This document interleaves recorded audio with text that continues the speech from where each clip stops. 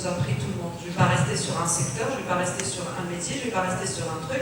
En fait, si je devais parler anglais, the sky is the limit. À un moment donné, je pars d'un usage qui me concerne, où j'ai vu quelque chose, où il y a ce qu'on appelle un point de friction, je regarde ce que font les voisins, je regarde ce que font les secteurs, et c'est ça la vraie innovation. C'est pas regarder dans mon secteur et dans mon entreprise qu'est-ce qui se passe.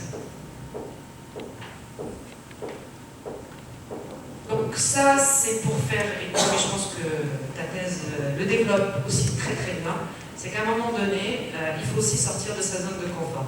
On a tous des zones de confort, hein, on a tous commencé nos carrières dans un certain nombre, on a commencé nos entreprises dans un certain truc, et on s'est habitué. Et l'humain, il aime bien ça.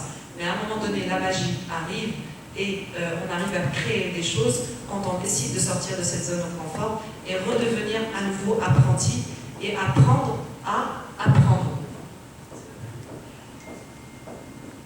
Surtout, la culture, ce qui caractérise ce monde aussi d'innovation de digital, c'est la culture du test and learn. Qu'est-ce que nous dit Woody Allen? Si vous ne jouez pas de temps à autre, c'est signe que vous ne faites rien d'innovant. Donc, ce que nous ont appris ces startups, c'est aussi la culture de l'échec, avec bien entendu la culture du MVP, Minimum Viable Product. Avant, pour lancer une voiture, je pars.